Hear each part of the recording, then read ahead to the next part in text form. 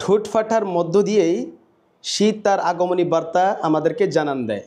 ছোট বড়, নারী পুরুষ কম বেশি সকলেরই শীতকালে ঠোঁট ফেটে যায়। আপনারা কি জানেন ঠোঁট ফাটা থেকে মুক্ত থাকার জন্য সুন্দর একটি কৌশল রয়েছে, ছোট্ট একটি কৌশল।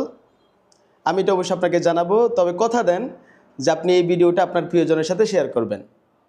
তাহলে চলুন শুরু করা যাক।